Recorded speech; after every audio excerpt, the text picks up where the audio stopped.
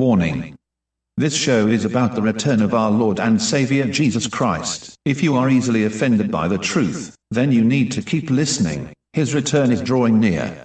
SmokehouseStudios.net. The Front Porch Show.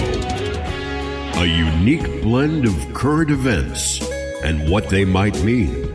Humbly seen through the eyes of God's Word, the Bible, in an old school front porch discussion with occasional guests, your input, and a guiding hand through Christ.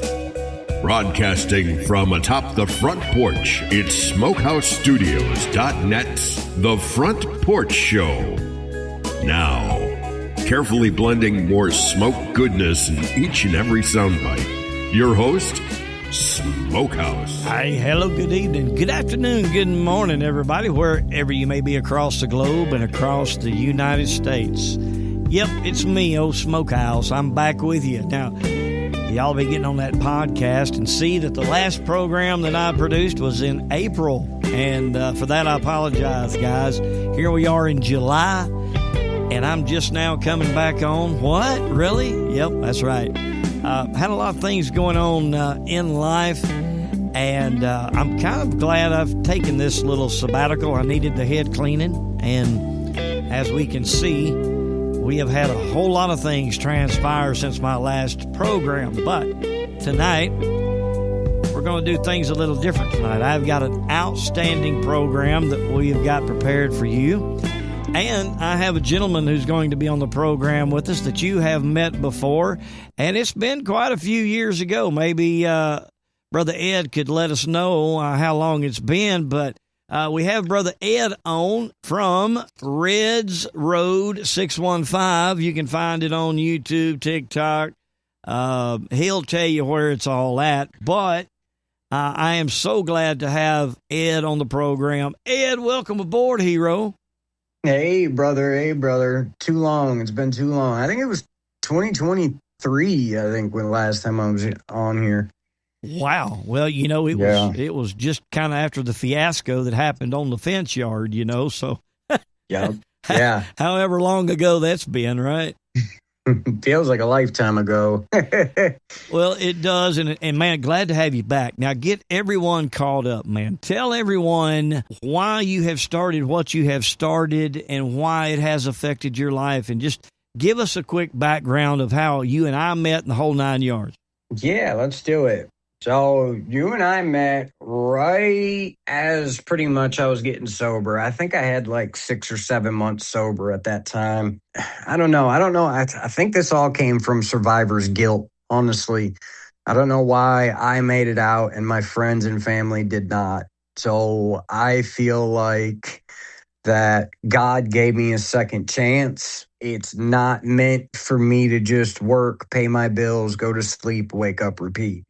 I have a message. I don't mind putting myself out there on camera. And I've only been really doing this for about 30 days. So my channel's name is Reds Road 615.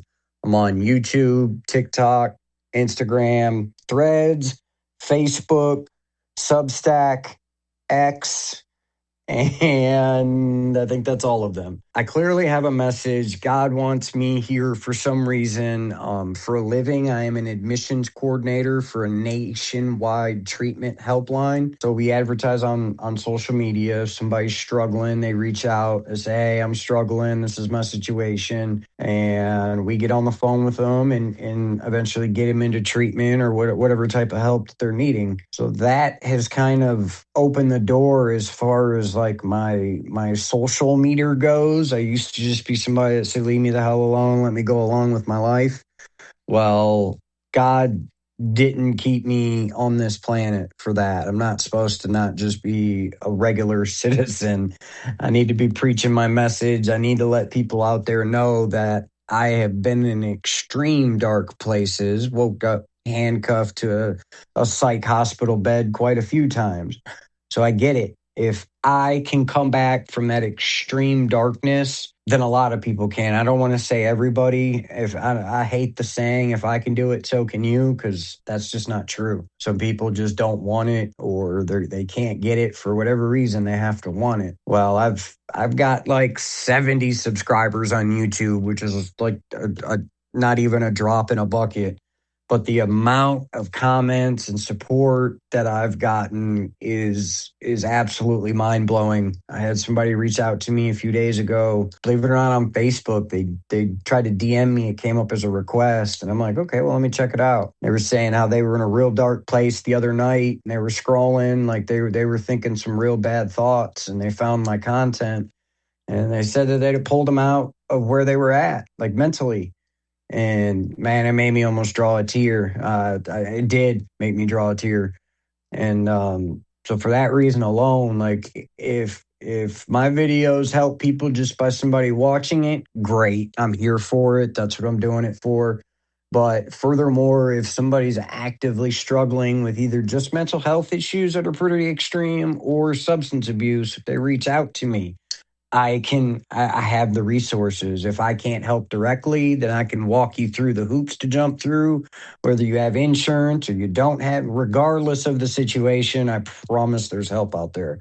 I went to treatment. I didn't have any insurance. I didn't have any money. I didn't have any place to live. I had 2 outfits in my backpack and $1 in my pocket. And and in a completely different state than I'm from. And there's still options out there. If you don't mind, I'd like to explain what brought me to the conclusion that God is specifically in my life. It's kind of NC-17 rated, if you will. What do you think about that, Greg? Hey, that sounds good. That's what it's all about. You go right ahead. Okay. So in the last month of my addiction, I had enough.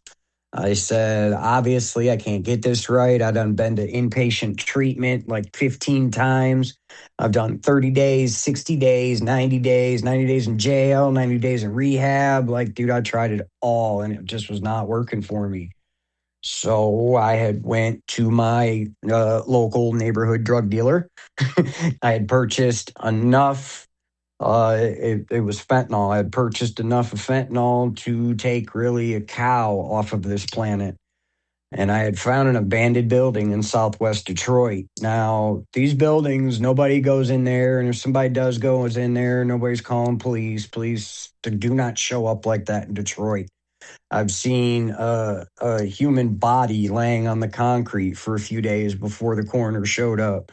So that just gives you some context. Well, I went in this building. It was a house. It was an abandoned house.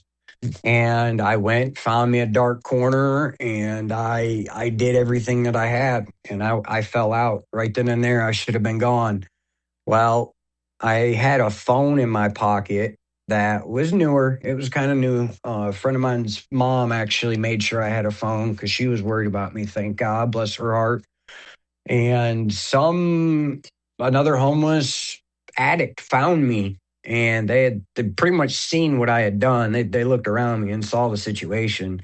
They pulled my phone out of my pocket. They called 911. And Greg, cops don't show up for overdoses. It just doesn't happen in Detroit. A guy will sit there for months, sometimes, or weeks sometimes. These people showed up, pulled me out of that house, Narcan me, brought me back to life, and I'm sitting in the back of the ambulance. First thing I said to the paramedic was, I can't even do that right. And they were like, wow, man, we understand that you're going through it, but you need to thank that guy right there. And I looked over, and there's this really rough-looking homeless guy sitting on the curb. And I look over at him, and he looks over at me, and he waves and smiles. And that was it. Something just told me that I'm on this planet for more than just substance abuse, than like the thoughts of my daughter and the legacy I was leaving, and just how my life would have been looked upon had I actually completed the objective at that time. And it all just made me sick. And there was just this voice or something in my soul and my heart that said, you're meant for more. You survived all this. I mean, Greg, I probably overdosed and used Narcan at least 15 times. Like, I should not be here. At what point During all that, did you come to Nashville? So, yep. So that happened, I would say, about 2 weeks before I came to Nashville. That had happened. I was going through withdrawal after I was trying to quit. I was constantly trying to quit. That's why I was overdosing, because my tolerance wasn't staying the same. So I had to try to go to treatment one last time when I was in Detroit, and I met a guy. He walked in, and I asked him where he was from. He said, "I'm from Nashville." He was like, "Well, I've been living there for the last 8 years. I'm from here, but all my family's down there. I got 3 kids, and my kid's mom's down there." I said, "Really?" Now, mind you, like I was saying, I did 90 days in jail, 90 days in rehab. That was about a year before that overdose happened. And everything I kept seeing said Nashville, Nashville. Books written in Nashville came from Nashville. These TV shows, Nashville, Nashville, Nashville. Then here comes this guy walking in talking about Nashville. Now, a little bit more context. I had tried to leave Michigan a bunch of times. I went to Florida twice. I went to Georgia, Pennsylvania. And so I was trying to get away from people, places, and things that have always dragged me down. And my thought was, Florida's too hot. Georgia was too hot. I didn't like the people. No offense to anybody. It was just my situation. And then, so I looked at a map and was like, well, Tennessee's like the happy medium. Winters aren't too bad. Summers aren't terrible, which I lied. The summers are way worse here. But really, like, the weather is kind of what made me keep looking at Nashville. And then, like I said, all the signs were there. That dude walked in, and then that dude ended up being real cousins with one of the only friends I had at the time.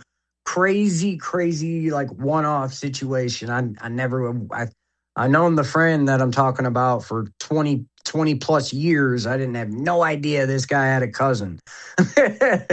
And I started talking to him, and he was like, "Well, man, we can go down to Nashville, and my kid's mom's there. As long as we're on the up and up, we'll be all right. And, she'll help." I was like, "All right, we'll call your kid's mom, tell her we're coming to Nashville." And I ended up leaving treatment early to hustle up some money and go. I just couldn't focus on it. I wanted to get out. And I ended up manipulating the girl I was with. RIP, she's not with us anymore. Substance abuse got her too. But I manipulated her for a one-way bus ticket. Came down to Nashville, man. I was homeless for 2 weeks, living on the street, and I was doing the homeless thing. I mean, you got to get drunk and high to really endure homelessness. I did anyway. Well, after about 2 weeks, I said, okay, I could have done this at home. The drugs were cheaper. I could get more. Like, I didn't come down here for this. So I started trying to figure out how to get into treatment with no insurance. And I jumped through them hoops. And at that point, now, before I came down here, I have learned that I am going to take me anywhere I go. Doesn't matter where I go, I'm going to be there. So I changed my mindset. So before I left Detroit, I said, I am leaving the bad stuff here. I am moving with full intention to completely change who I am. So I already had that mindset when I got here. And then once I got here, I networked, talked to some people, and figured out what hoops to jump through to get into some help. And I jumped through them hoops, man. I did, I went down to Vanderbilt Hospital. I told them I don't have any insurance. I'm homeless. I need some help, or else something bad is going to happen. I didn't tell them I was going to hurt myself. I didn't tell them I was going to hurt anybody else. I just said, I need help, or something bad's going to happen. And that right there forces the hospital to have to do something. So they put me in their little detox wing. They let me sleep overnight. Thank God, because I was so tired. I was almost up for those whole 2 weeks I was here. And the next morning they had woke me up, and I was on there was like an over the phone type interview or intake process. It was some type of phone call. Honestly, the whole phone call was so blurry to me. I remember talking to a lady, and she was like, "Well, how long have you been in Tennessee?" I was like, "I just got here a few weeks ago." She was like, "Oh no, honey, I can't get you a grant or a scholarship if you ain't been here that long." She goes, "So you've been here for about a month, right?" I said, Yeah, I've been here about 6 weeks. She said, "All right." And she dug into her system. And she goes, okay, we're going to find you a place. And then I crashed back out for another day. And then the next morning, they were like, okay, you're going to Buffalo Valley Detox Center on Dickerson Pike. I said, okay, send me. I went there for about a week and a half. And before I left there, they were supposed to send me to a place called Safe Harbor. And it's like, it's more of, let's teach you how to wake up and go to work every day. It's like a work treatment. I mean, and you get paid. They hold like 75% of your money and they give it back to you when you leave. It's like $6,000 when you leave. It's not a bad setup. But I knew how to keep a job. I've been working my butt off since I was like 13 years old or younger on my grandpa's farm. So like I had work ethic. I knew what it meant to get up and go to work every day. It was just the fact once I get that money, it's going to substance abuse. So I went in and talked to the navigator and was like, look, I don't have no problem with working and jobs and all that good stuff. I need to figure out what my underlying issue is and why I keep trying to numb myself. She said, okay. She goes, are you willing to commit to a 60-day program? I said, yes. I don't care what it is, a year long, whatever I got to do to fix myself, I'm fully willing to do. She said, okay, let me talk to you in a minute. And she came back a few minutes, about an hour later. Now, mind you, this hour, I went back to my room in this detox and nobody was there. You got roommates, me and one other person. I literally laid in my bed and cried to God. And I begged him with every ounce of my soul to give me a second chance and that I wouldn't waste it. And I would absolutely do the best I could with it. And then, for some more context, there's a ton of different places that detox could have sent me. And everybody was talking about how great Buffalo Valley Castalian Springs is. Like, that's all everybody was talking about. I hope I go to Castalian. Everybody was talking about it. Well, she came back about an hour later, my eyes swollen darn near shut from crying. And she was like, I got good news for you. And I was like, what's that? She goes, sure, you're going to Castalian Springs, but you're doing the peer-to-peer program. So the peer-to-peer program was a little bit different. It was a 60-day program, and it was like me and 5 other guys in a house that they owned in Gallatin, just outside Castalian Springs. And there was some magic that happened in that house. Now, that is right when COVID hit. So we only had a counselor show up like every morning for about 2 hours in a mask and stayed 10 feet away from us. He would talk to us for an hour and then dip. We wouldn't see any type of authority for the rest of the day. Now, most of the time, that is a crazy setup for a bunch of addicts. You know what I mean? But it worked for me because there was nobody over my shoulder forcing me to do this, do that. I was doing it all on my own. And by like the third or fourth week, I'm sitting there chairing. We would have house meetings, one at 7 a.m., one at 7 p.m. And before I knew it, I was chairing them. I was doing leader roles, and man, everything connected for me at that point. And then I started getting terrified because my discharge date was coming up. And I know what I do every time I discharge. I leave there and go straight back to the substance, whether that's the liquor store or the trap house. So I was terrified. So I went to the director and was like, man, they had a mentor program. You stay on the property. You're still technically in the program, but you're a mentor. You get paid $160 every 2 weeks. You help in the kitchen. You help do intakes. You search them. You drug test people. Pretty much just a little helper, and they give you basically cigarette money every other week. Well, I had begged him and was like, look, if I go back out that door right now, I don't have nowhere to go. I don't know anybody. I'm going to end up right in front of the liquor store. I got $20 in my pocket right now. I'm already thinking about it. Please help me. So they held me. They were like, yeah, okay. And luckily, I was already helping. I had some pretty good words from the other guys. They were like, yeah, bring them on. So that helped. And they kept me on. I stayed there for another 2 months. So I was there for 4 months before going to sober living. And I don't know. I can keep going if you want me to, Greg. Well, you want me to keep explaining, or? Well, that gives us a good venue of how you got here and how you got rehabilitated. Now, talk about when you started working at the fence company where I was working. Okay.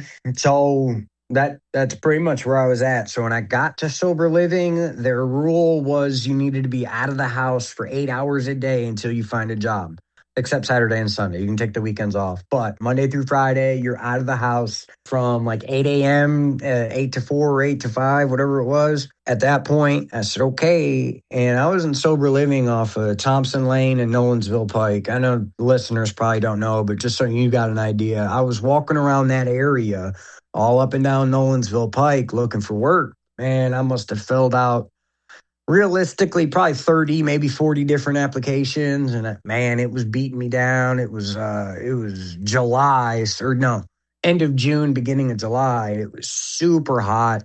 I was like, oh my God, what did I get myself into? Man, I didn't, it was looking pretty grim for me. Well, I didn't let it get to me. The weekend came. I'm talking to the guys. I'm networking. I'm doing stuff that I normally wouldn't have done before. And this one dude was like, man, you're still looking for a job? I know. I've seen you out there. I've seen you walking, man. It seems like you're following the rules and all that, and you're staying out of the house. I'm like, yeah, man, I'm trying. I don't have a vehicle. I don't really know the bus system, but I can figure it out if I need to. He was like, well, go up to, that fence place, since we're not saying the name, and tell them I sent you, tell them where you live. I said, really? He said, yeah. They like to give guys like us second chances. I'm like, oh, okay. And man, I went up there. I talked to David, and he asked me a few questions. I gave him a few answers, asked how long I had sober. I told him 4 months. And he said, all right, well, let's send you for your drug test. And as long as that comes back, then you're good. I said, absolutely. I will gladly pee in a cup for you. And I took the drug test, and then, which is a whole nother story, I had a friend of mine back home send me money so I could Uber. It just worked out. I didn't even ask. He hit me up randomly. I'm like, yeah, I'm trying to figure out how to get to this place. It's like a 3-hour walk for me, and I'm just not feeling it. It's 90 degrees out. He was like, well, man, I just hit the lottery on a scratch off for $500, man. Let me send you some money. Man, it worked out. He sent me $100. I was so happy. So I Ubered to the fence place, Ubered to take the drug test. And by the time I got home, I had a phone call from JJ that said, go ahead and come on in Monday morning. And that's kind of, now, I feel like I didn't meet you right away. I feel like it was a few weeks in I started seeing you. Or were you there that whole time? I don't remember. Well, here's what happened with me as far as my part in all this. Mm-hmm. The branch that's down in Charlotte, they had lost their local driver down there in Charlotte. And so David had me running all week. I would leave on a Sunday with a load for Charlotte, and I'd get down there to the branch in Charlotte, and I would run local out of Charlotte for, all week, and then they would load me back Friday to come back to Nashville. And so that's what I was doing when you first came aboard, and I was basically, I was on the tail end of that gig because they were already finding them a new driver in Charlotte. And then when they found them a driver in Charlotte, that's when they brought me back to Nashville to run normal. And then that's when I was there again running local loads every day, and you were loading my trailer. And guys, let me tell you, I saw something in this young man. I don't know what it was, but one thing that started it all, I don't know if you even remember this, Ed, but this was the foot in the door, because I had left my pistol in the truck, right? Mm-hmm. And I had my holster still in my jeans, and I had bent over and did something, and as I'm walking back to the truck, you were sitting there on the forklift, and you kind of gave me the eye, and you're like, what are you carrying? And I was like, you remember that? And I remember the empty holster. I don't remember the word specifically, but I do remember in my mind looking at your belt with an empty holster.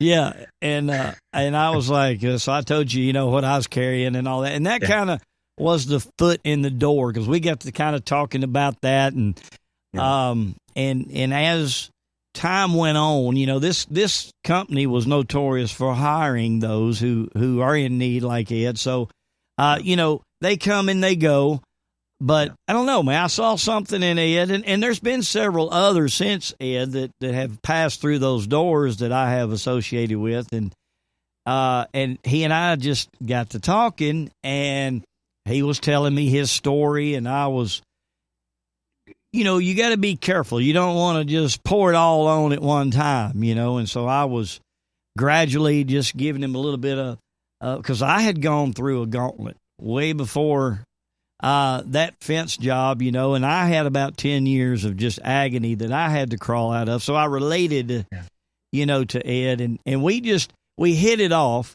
and I saw him grow. That's a hard job he had. I mean, it ain't easy. Now, Ed, I got to tell one on you, man. I can't help it. All right. But let me hear it.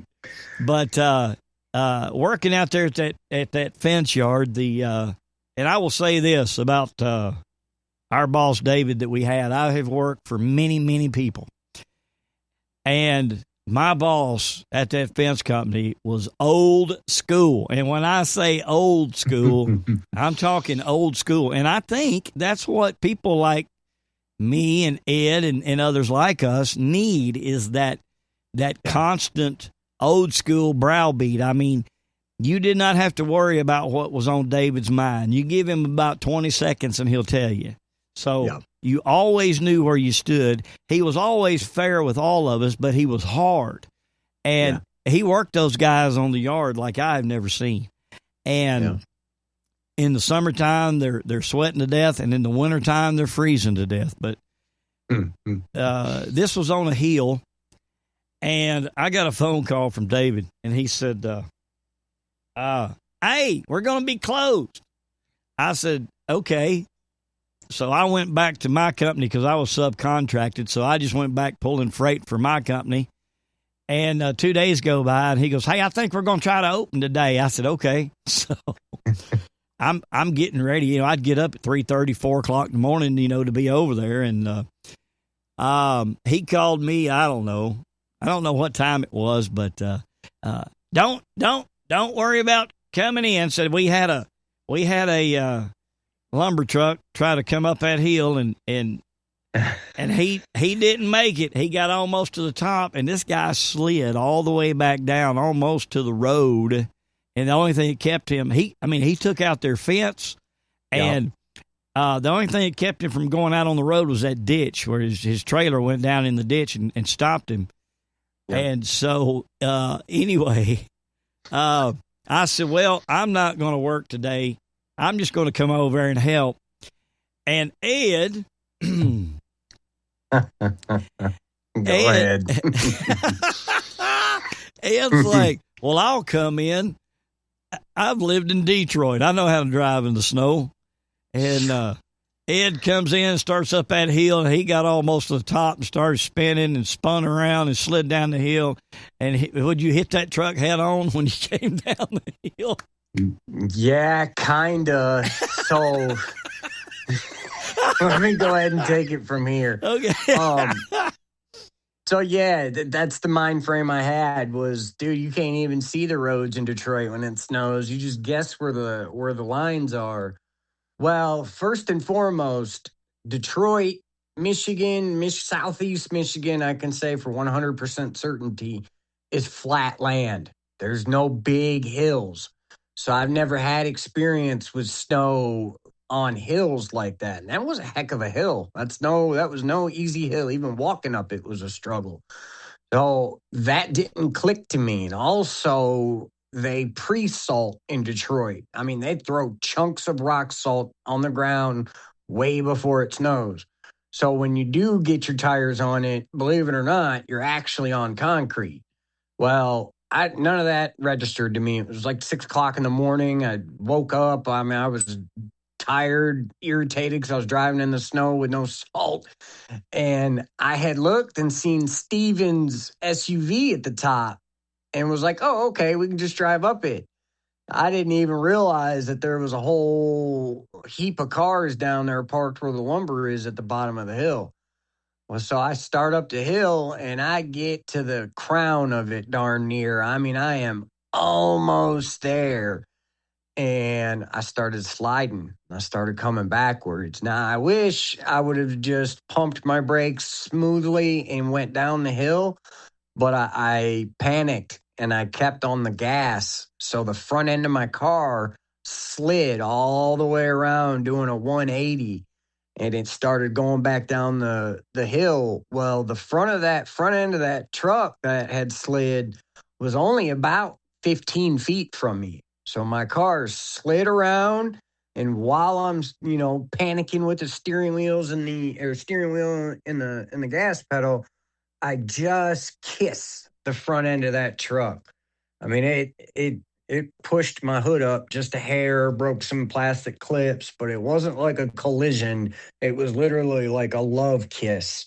And I kissed the front end of his bumper. I mean, he took a crowbar, bent his bumper back, and was like, okay, we're good. My car's still kind of messed up because I was like, I mean, at the time, I was still waiting for the other shoe to drop. Like, I've always messed it up. Anytime I've ever had any type of sobriety, I always messed it up. So I'm like, I'm probably not going to own this car for very much longer. I'm just waiting to mess up. So I didn't ever try to fix it or even go get it fixed because I was like, I'm probably not going to have this car for that much longer. I mean, that's just how much faith I didn't have in myself. Well, in 3 months, it'll be completely paid off and it'll be mine. That's crazy to me. Well, that's crazy to me. And that's good. I mean, these are the things, the teaching experiences, that we go through. We can reminisce and laugh about that now. I mean, now back then, because David called me on the phone just right after that. Don't come up here. Said, now we got, his exact words were something to the effect of, not only now we got a truck stuck, we've got the big man from Detroit that drives in it every day, crashed into the front of it. And we laughed about that for days. But the whole point is, guys, I knew what I went through when I went through my struggles, and I was sharing some of my experiences and some of the ways I rehabilitated with Ed as he was working and loading our trucks, and we had fellowship and all that. I want to go here because I want to start talking about how you have now, since that point, rehabilitated. And, man, now you're out there doing it for other people. And where I want to go real quick is Proverbs 23, verse 7, okay? It talks about, and we're going to title the show this, the spontaneous things in life. And what it says is as he thinketh in his heart, so is he. Meaning, what we think in our heart, that's usually what we are going to be in truth. We can put on a persona all day long, but what is really in our heart? And see, I saw that in you. I mean, I could see that heart of wanting to do better. And the spontaneous things in life have the longest history, if you think about it. Just like that spontaneous thing about the truck sliding off the hill. We're going to talk about that for 30 years, right? Yeah. And I'm going to laugh about it because here you are from Detroit, and of all people that couldn't make it up the hill is you, right? Yeah. And that was spontaneous. That's going to stick with us through history. But what we do in an emergency usually reveals who we are when we hit rock bottom. And I'll give a good example. When I was at my rock bottom, and Ed, I know you can vouch for this. When we are at our rock bottom, we have been there. And so when we come up on someone who we see is at rock bottom, we can relate. And that is when the genuineness of us comes out to where we are more applicable to help them than we would if we're doing good. Yeah. And that is so true. And that's kind of what I saw in you. By our thoughts and habits over the years, we have been unconsciously determining our conduct in that particular situation. It's okay. When David Webster made his famous reply to Hayne in Congress, the emergency merely called out in Webster what his thought and reading had been when he was storing up for years. The speech seemingly was spontaneous, but it had a long lifespan. Basically, habit makes us what we are. And just like you were talking about, how that was your habit. Your habit was, you knew that when you were going to come out of that rehabilitation center, if you didn't have a job or something didn't come right away, man, you were going to go right back to it.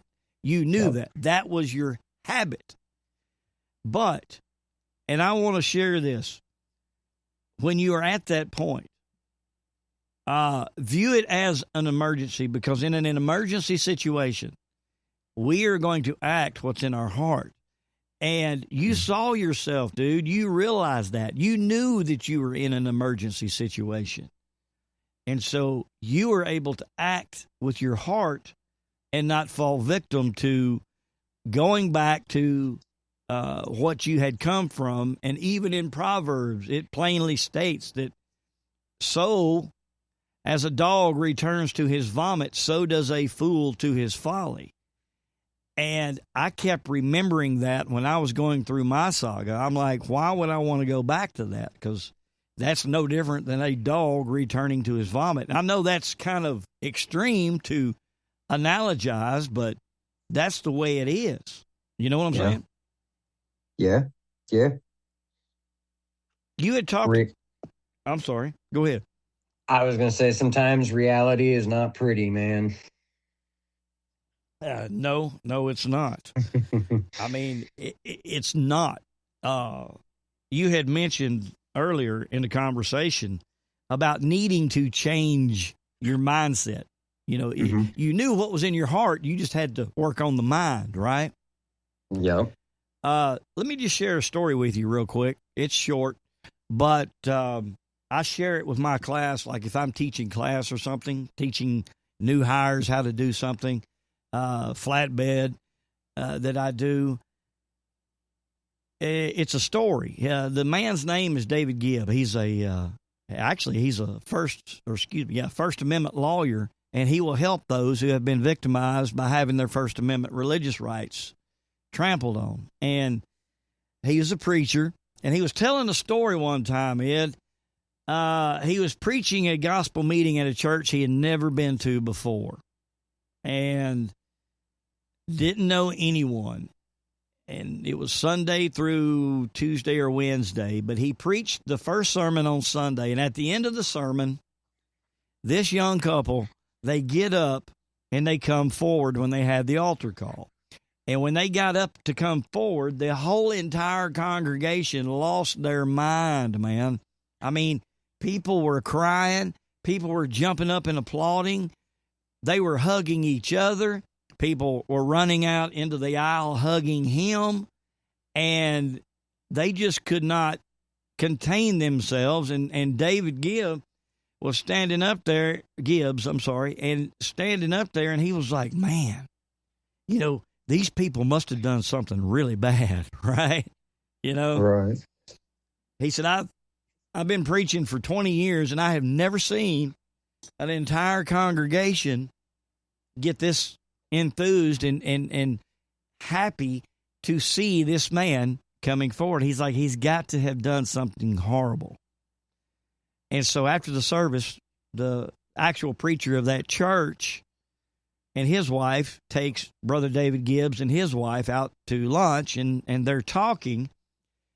And Brother Gibbs said, I wasn't going to say anything, but the preacher then spoke up, and he said, well, Brother Gibb, I guess you're wondering why everybody was so excited that young man came forward. And Brother Gibbs said, well, I wasn't really going to say anything. He said, but yeah. He said, I'm kind of interested. He said, well, and I don't know if I'll get this part straight or not, but it's the concept. I mean, I'll try to get it as close as I can. But basically, he said, this man has just graduated from brain surgery school. And the type of brain surgery, Ed, that he can do is he can take a brain out of the head, he can rebuild it like a transmission and put it right back in your head. He said, there are 5 doctors in the world that can do that, and this man just made number 6. Wow. And he said he has had top universities in Europe offer him $1 million mansions, Ferraris. He's had hospitals and universities here in the United States offer him a $5 million sign-on bonus just to come work at their facility. He has had mansions and Ferraris and Lamborghinis thrown at him here in the United States to come and go to work. He said, think about this, Brother Gibb. This man has spent his normal high school years in school. He goes to college, goes to medical school, then he goes to brain surgery school. And Brother Gibb, he has just come forward today to give his life over to our mission field, where he'll be going to Papua New Guinea to do surgery on people who can't afford to pay him a dime. Oh, wow. And if you want to identify and define a change in a mindset, that is what it is. And this is the degree of mindset that you need to have. And, you know, look at you, Ed, okay? And others like you and me. Y'all have had to just literally crawl, scrimp, and save and do everything you can just to get money to eat, while at the same time you have a society who is not willing to give anybody like that a chance. There's only very few places that will, okay? Yeah. And here I am. I have rehabilitated myself. I'm doing this radio program. Here you are. You have rehabilitated yourself. You're doing your program and your work. Guys, again, go to Red's Road 615. Look Ed up, man. He's real. I know him. I've hugged him. I mean, this guy is for real. And here you are, man. You're not wanting the Ferraris. You're not wanting the mansions. Man, you have had that degree of mindset, and you're helping others, brother. I can't commend you enough. Man, I appreciate it. Yeah, and as far as the content goes, I don't know if you've checked it out or not, but I am targeting YouTube. Like, that's my main platform. So when you go on YouTube, go Red's Road 615. I've started literally unfolding my whole life story. So I got a bunch of shorts that you've seen on TikTok. You've seen all the shorts, but on YouTube, there's shorts. And then I got like 6-minute video, 13-minute video. Like I don't set a specific time. I started from when I was diagnosed with ADHD, literally in like the first grade. And I explain that, and I jump ahead kind of what happened in my early teens. That's been recent. And like, I'm putting my whole like life story pretty much, as far as the addiction stuff goes, obviously, and like what caused me to do what. But I'm putting those videos out there, and then I'm doing the shorts to just kind of give people a heads up and let people know that people like me exist. Like, I was what I call a trash can junkie. I mean, I was knocking on death's door every day for quite a few years. And if I can turn it around and sign my first lease in my name at 40 years old, have almost a paid off car that I bought in my name. Nobody paid my car payment, me. I mean, don't get me wrong. I have filed bankruptcy since I've been sober. I'm not perfect, unfortunately, but we get ups and downs. I still made sure the car was good. I was like, I'm not filing on it. I made that commitment. There were some toys that I had bought that messed me up. People like me are out there. If you think there is no light at the end of the tunnel, or there will never be a life for you, there can be. You just have to want it. And for me, I needed to see somebody else that went through it and got through it to give me the motivation or courage or strength or whatever you want to classify it as. Once I realized that there was people really out there that was at rock bottom for many years, never had nothing nice in their life, and then pulled themselves out of it and made it, that's what made me go, oh, so it's at least possible. Okay. So the more people that are like me that are out there screaming what I'm screaming. I mean, I was out there with my addiction. If you even looked at me, I probably had a paraphernalia in my ear. Like I didn't care what anybody thought. I'm going to do that in recovery to give the next guy a chance. There's plenty of people that'll run across my videos that probably has never told a soul that they're struggling with something. And the people, like the data that I've seen and just the way my YouTube channel's going, people are watching like every one of my videos. I'll have multiple comments on different videos from the same person. And like my longer videos, the views are staying with each other. Like if the one video's got 35 views, then so does the next one. And they go up together. And I've had people tell me, man, when I find you, I kind of binge watch your stuff because they're like, oh, this guy's been through the ringer like me and he's gotten out of it. Clearly, let me listen to him. And that's what this is about. I don't care if you don't reach out to me, I don't ever talk to you, you don't even like my video, like you don't hit the like button. I don't care. But if that video helped you and gave you a little tiny spark to be like, okay, this guy's been through it, it's all worth it, man. I don't care about putting myself out there or my life story. All the people in my life story are passed away anyway. Nobody can get mad about it in any way, shape, or form. So I figure I might as well, man. God gave me a second chance for a reason. I'm not going to waste it. No, he's not. And let me ask this question of you, because I know what my answer would be when it's asked of me. Now that you've had to go down this road, let's say drastic measures come about. Let's just say we have a natural disaster in our area.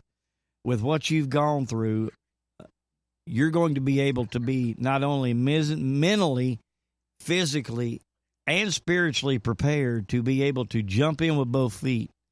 Oh, yeah. Because of the life that you live, because you know that on the worst nights of helping in a catastrophic event, it's still going to be better from that which you came, ain't it?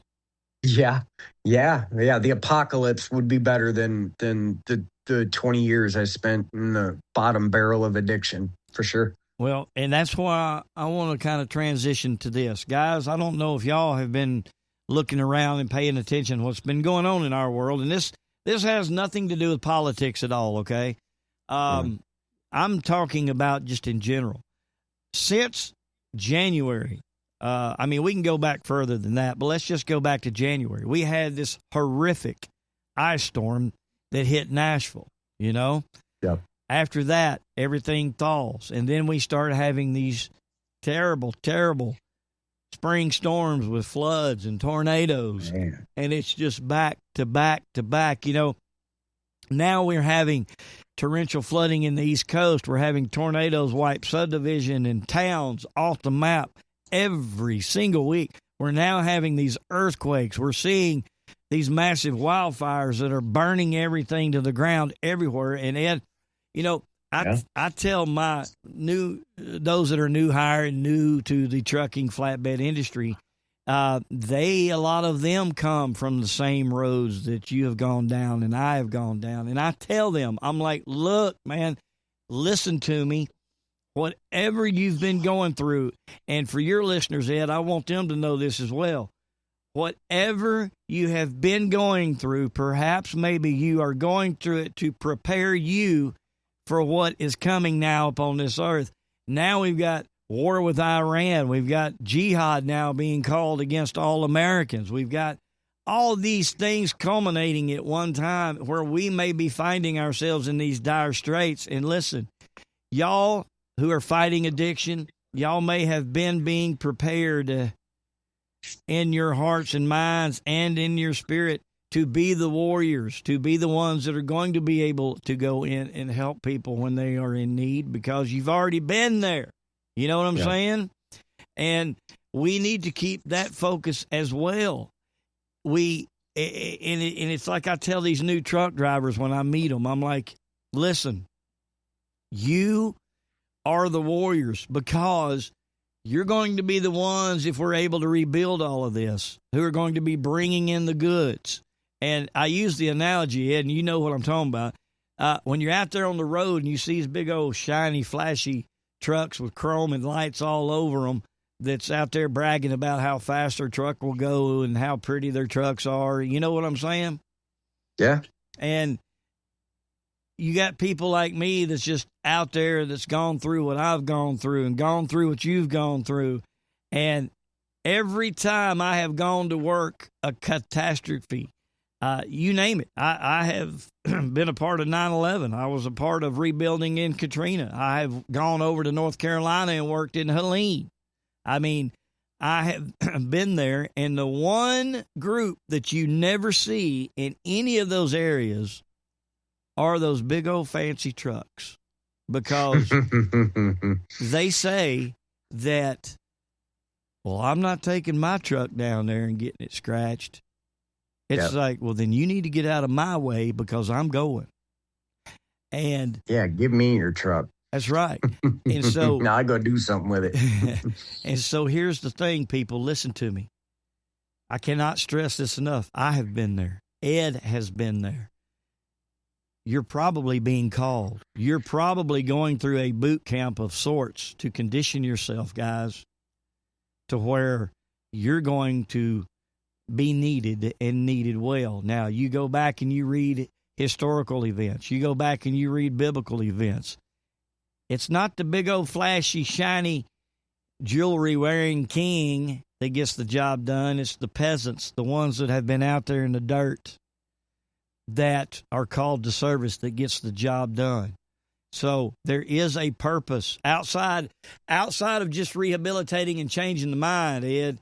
There is a purpose, because I do believe we are all going to be called to service here in the near future. What say you? Yeah, I mean, I don't think it's impossible. Honestly, I really had to quit thinking about it.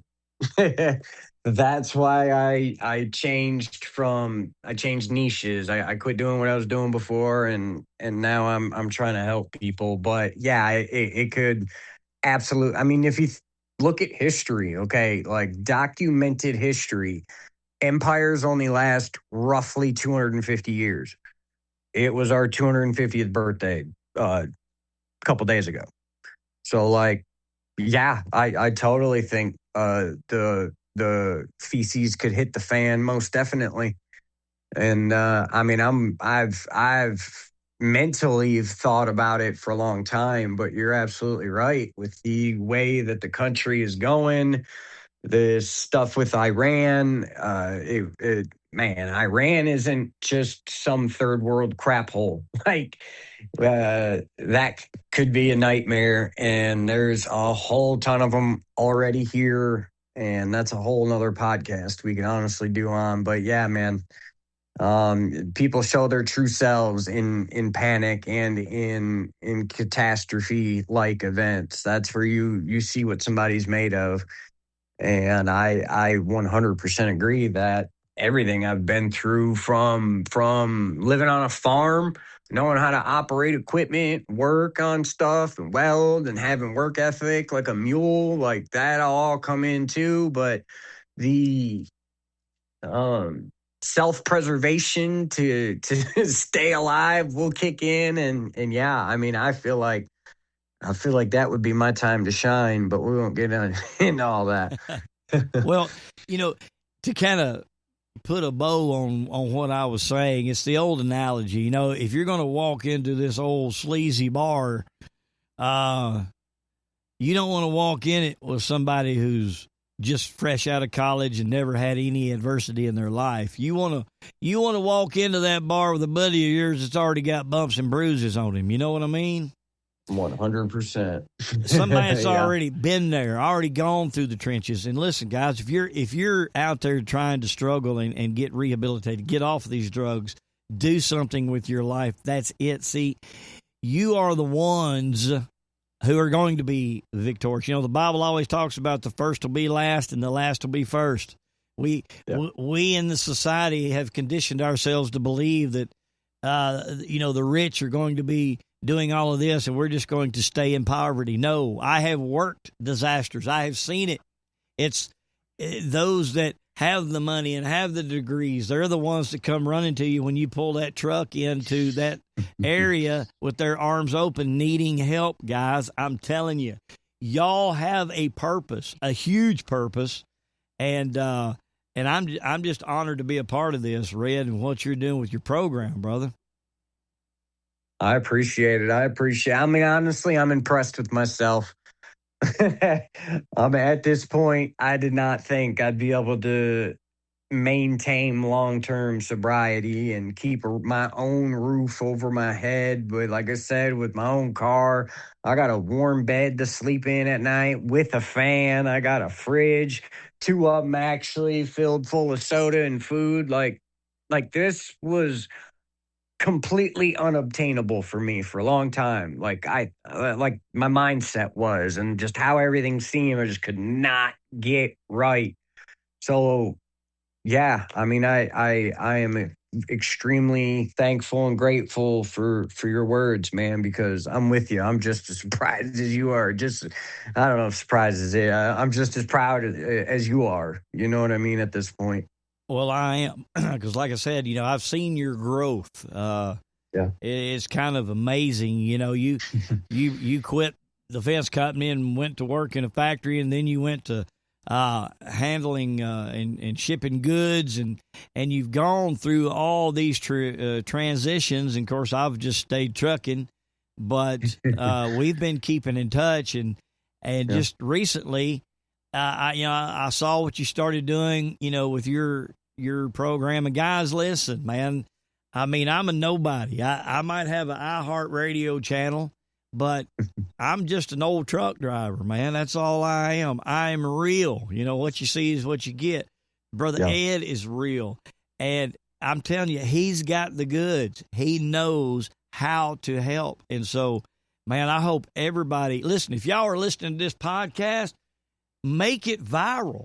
Start going to Ed's channel, man. Get this. Red's Road 615. We'll drop that again. Yeah, exactly. Don't don't share it on my account. Share it on Ed's account, man. This is I do believe this is perfect timing. And we all had to go through some bad times. That old saying, if you ever want to see a rainbow, man, you got to stand a little rain. And very true. If you're in the rain right now, I'm telling you, it's going to clear up. Hey, go back and read the Bible. Every story just about that you read, it starts out with, it came to pass. Yeah. Meaning, this too shall pass. It had to come so it could pass. Meaning, if you're still thinking, man, it's just being thrown at me, there is a pass coming, And Yeah. let me just share this with you real quick, Ed. I don't mean to eat up the show, you're okay. But I talk about this all the time on my program. We all hear the story of the Lord walking on water, right? Mm-hmm. And the disciples were out in the boat in the midst of their storm. And they were scared to death. Because here's what happened. See, Jesus went up on the mountain. He was going to go up on the mountain and pray. So he told his disciples, hey, y'all go ahead and get in your boat and go on to Bethesda. I will meet you there. And they said, okay. And the Bible said it was the third watch, which was like 2, 3 o'clock in the morning. And they jump in the boat and they go out in the middle of the sea. And Jesus was going to stay behind and pray. So he stayed behind and prayed. And then when he got done praying, he went ahead and left. And he was going to walk to Bethesda on water. And the disciples got caught up in a storm. And they got scared to death. And they looked. Now, if you read Matthew, Luke, and John's account, they looked and they saw Jesus walking on the water. So they called to him for him to come to the boat. And he came to the boat and he's like, hey, what are y'all doing scared? I'm here. And you can go to church after church after church after church, and you'll hear the preacher preach that sermon, talk about how, if you call upon the Lord, he will answer, which is true. But Ed, the meat of this story is only told in the book of Mark. If you read Mark's account, check this out. when they hit their storm and Christ was walking on the water, Mark said he was walking to pass us by. It wasn't until we called out to him that he came to the boat. Now, that changes the whole persona right there, brother. He was not walking out there to help them, save them, or anything. He was walking past them. He was walking to pass them by. And that is powerful because it's like, whoa. He already told them before they left, hey, I'm going to meet you in Bethesda, which meant they're going to make it to Bethesda, right? Right. He did not need to stop and help them because he already told them they're going to make it. Meaning, right, in the midst of the storm, he's already told us that he'll be with us to the end, right? So regardless of what storm we hit, guys, he's already told us we're going to make it to the end, okay? So any struggling that you're going to have, it came to pass. It will pass. And Red's Road 615 is the channel to go to and hook up with this young man. I gotta drop one little thing, and I love you, Greg, but I gotta do it because I know they're out there. And for those listening that may not believe in religion or the Bible or the Quran or any other thing out there, does not matter what it is. My mentor, best friend now in life, he prays basically to the sun, the moon, the stars. And he knows those are out there. They're real. He sees them, and that's his higher power, and that's what gets him through the day. AA, NA, all this stuff, it's not religious. It is spiritual. All you have to do is believe that there's something out there that's greater than yourself, which I know for some of us egotistical guys, that's hard, but there really is something out there that's more powerful than us. There is. Find it, believe in it. That's going to be your road back from the darkness. Go ahead, Greg. Oh, you're fine. Yeah. Hey, listen, it says it in the Bible right there, man. Just call upon it. If you need help from the spiritual aspect, call upon him and he'll be there. See, he'll come to the boat. You just got to call him to the boat. And I'm telling you, that's what got me through it. I had to call upon the Lord, man, and get me through it. Brother Ed, man, I absolutely have loved this program. We've already gone an hour. Yeah, it's gone smooth, too, and an hour blew past, honestly. Yes, believe it or not. So, hey, we'll go ahead and end it there. We'll have you back on. Yeah. And get caught up again. So, listen, guys, Red's Road 615. Red's Road. Man, that sounds like a little jingle. Red's Road 615. Check him out. Man, it hit me about 2 o'clock in the morning when I was trying to sleep. I was like, man, that's a great... because I didn't want to make recovery my whole persona. Like, I'm going to connect with people that aren't in recovery. I'm going to be showing videos of Marley. Like, it's Red's Road. This is just my life, how I got through the bad parts, and what I'm doing now that I did get through the bad parts. So it's just my story, my life, and come take a ride on Red's Road, man. Hey, we'll definitely do it. And I got to give a quick shout out. I told him I would, but I always like saving it to the end. That way I force them to listen to the whole show, right? Smart. But, Smart. Hey, I want to give a good shout out to my dear friend Tricia, who I talked to this morning, and a good old shout out to Lindsay and Emma and Courtney and all of those that are out there. Thank you so much for being a part of our lives and giving the dedication to listen. And I tell you what, Brother Ed, I'll let you tie a ribbon on it. Yeah, I mean, I don't have a bunch of names to drop, but there's definitely a few people in my life that I don't think I'd be here without. I mean, Jonathan, that's my main guy. Is probably, besides you, the best guy I've met in my life. I got a sister-ish figure in my life, Janine. I'm going to send this to her and have her listen. She'll love this. you probably see her comment on a lot of my videos on Facebook, but she prays for me. Her family prays for me. I feel like they're probably part of the reason why I'm still here, honestly. And I definitely love the people that I don't know, like the strangers on YouTube and all that. Like, thank you, every one of you guys, for liking and commenting. And again, if you're listening and you're struggling with just mental health stuff or just substance abuse or both, you can reach out to me. If I cannot help you directly, as I am an admissions coordinator for a nationwide treatment network, I can at least point you in the right direction as far as resources go. If you don't have $1 in your pocket, you don't have insurance, you're half clothed, I got you. That's all I got, brother. Well, you can't get any better than that, for sure. Yep. So, well, friends, I have thoroughly enjoyed this. And Brother Ed, don't hang up, because I've got an idea. I want to run up your flagpole and see if you salute at the end of the show.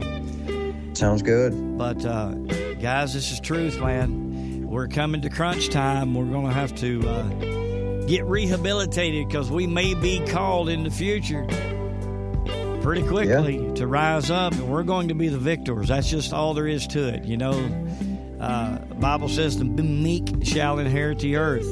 And the Greek word for meek is praeus, which means one who carries a sword but knows when to keep it sheathed.